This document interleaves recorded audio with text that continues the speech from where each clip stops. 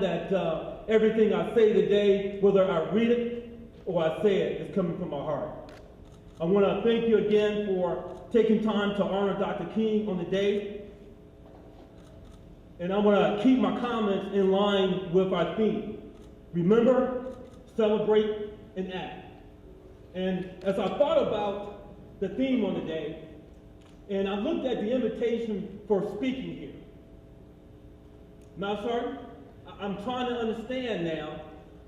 We're talking about a man that from 1957 to 1968 traveled more than 6 million miles, delivered over 2,500 speeches, and yet you only gave me 15 minutes. How in the world can a person be able to capture the things that we should remember on today?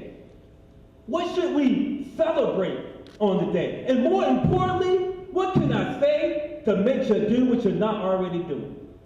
I'm going to give it my best. All right, let me move along. I see you got me trapped behind here. You didn't give me one of those things where I could walk around and reach out and touch folks, but that's okay.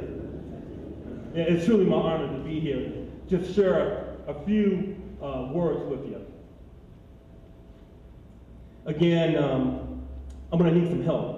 Because as I think about all of what Dr. King's legacy has done to influence my life, I get a little motivated.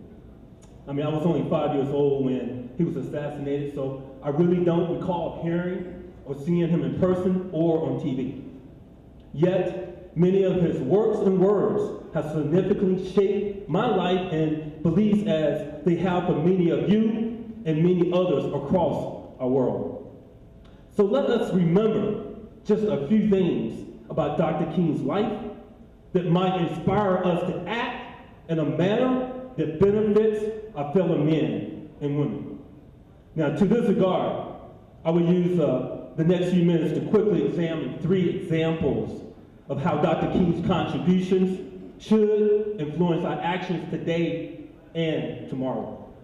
And I was amazed that part of what I'm going to talk about, you're going to find if you have a chance to come up and see all the displays that were set up. I've got 3 points. And if you would take a look at the program, as I read through it, point number 1 is down in paragraph 4. I came by to tell you now that everybody here can be great. Why don't you turn around to your neighbor and just say, you have the opportunity to be great.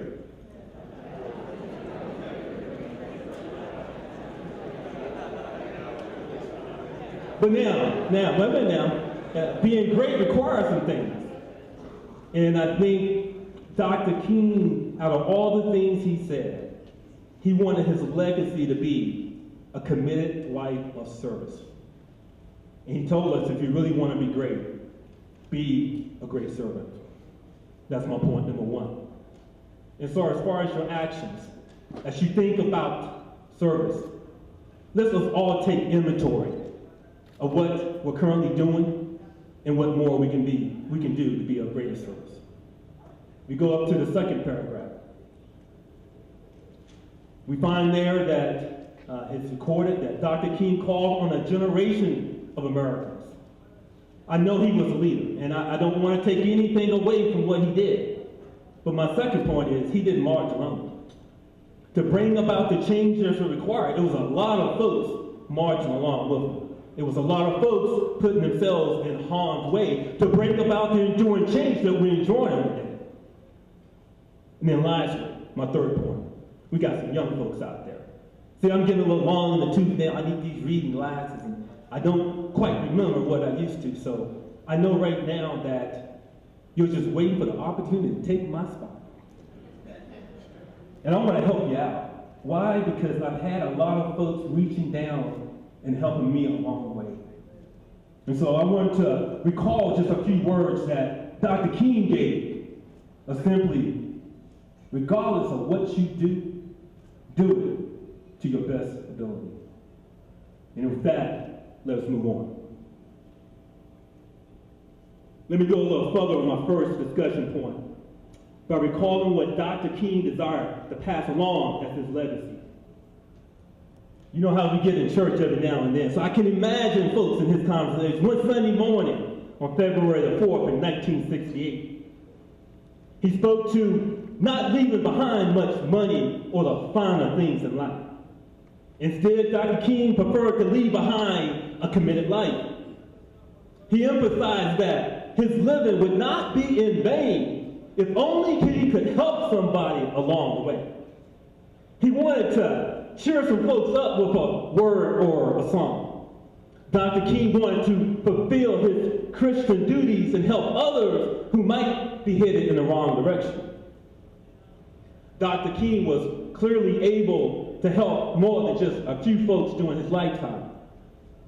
I also believe that his words regarding service to others has inspired or at least influenced many of the following generations that came after him.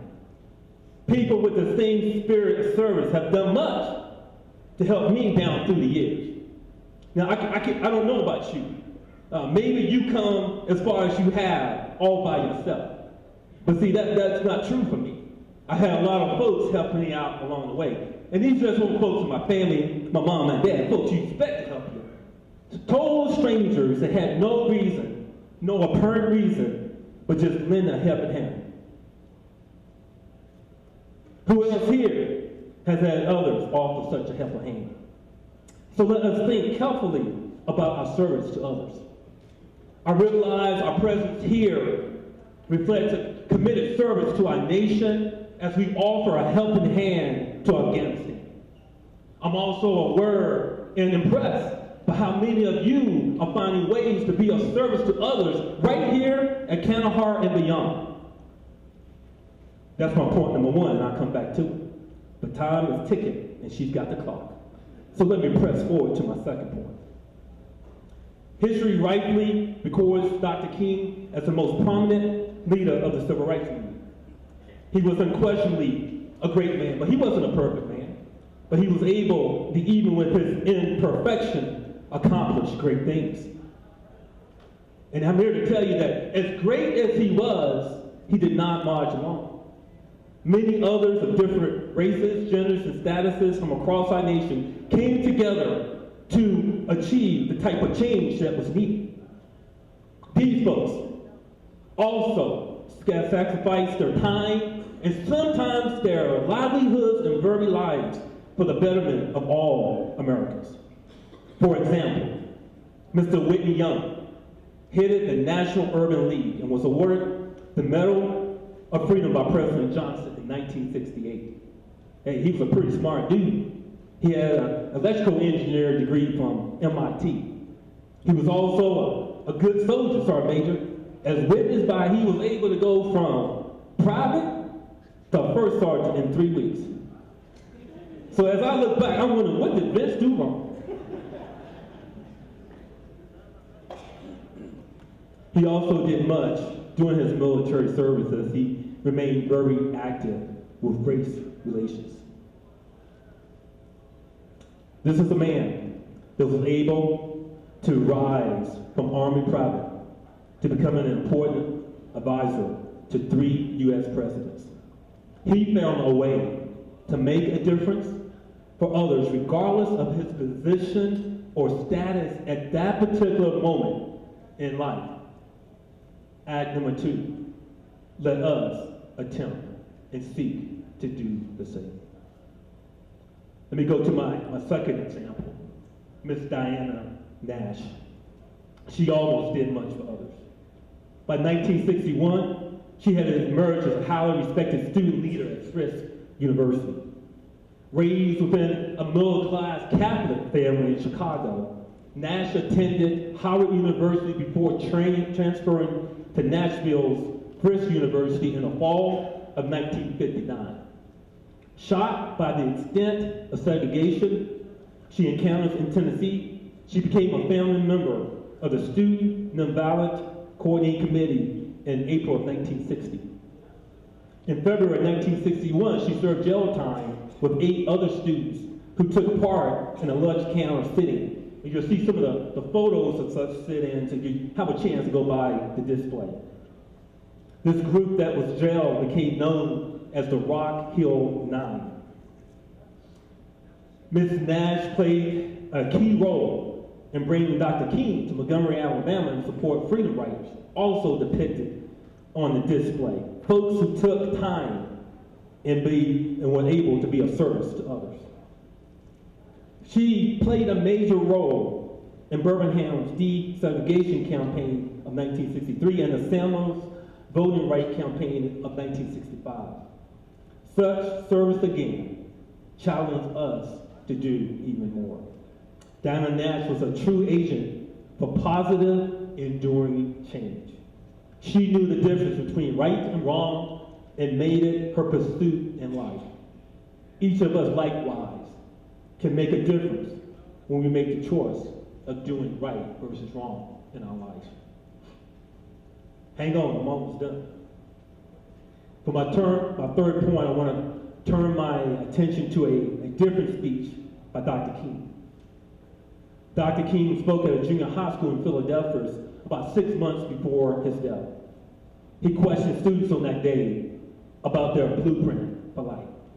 He urged them to study hard while in school and challenged them to do their very best at whatever job they set out to do. One passage from this speech stated, "If you cannot be a pine at the top of the hill, be a shrub in the valley. Be the best little shrub on the side of the hill. Be a bush if you can't be a tree. If you can't be a highway, just be a trail. If you can't be a sun, be a star. But it isn't by size you win or fail. Be the best at whatever you are." The estate of Dr. King preserves this speech as well as many others at the King Center in Atlanta.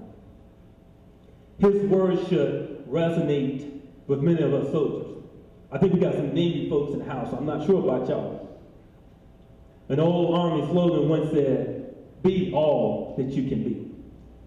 I want to end my talk with a few words of encouragement for the younger folks that join us here today. All I want to do is encourage you to take advantage of every opportunity you have to learn and simply do your best. As I look out among you, I know some of you, and I can just see the smiles and look and enthusiasm of doing your best. And I know we have a lot of talent within this room. And one day, you will serve as our future senior leaders. Right now, I imagine here in Kandahar and other places, you might be getting frustrated by all the hard work and the many challenges that you're finding yourself doing down in the valley or on the side of the hill. You're like, hey, I could be on top of the hill. Well, I just want to encourage you, do what you're doing currently to your best ability. But don't forget what you can be. So continue to press forward for those future opportunities. Now I know many of you are saying, well, how does he know this? I know because it wasn't that long ago that I was sitting out in the audience like you, listening to some old dude talk, just in a different country. I started out in 1980 with one simple goal in mind: be the best soldier and person that I can be.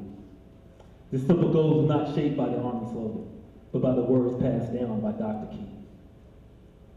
So as I take my seat, I suggest you remember these words from Dr. King and act accordingly. Don't just set out to do a good job. Set out to do a good job such that the living, the dead, and the unborn couldn't do it better. Seek, ladies and gentlemen, to be the very best that you can be. Thank you very much.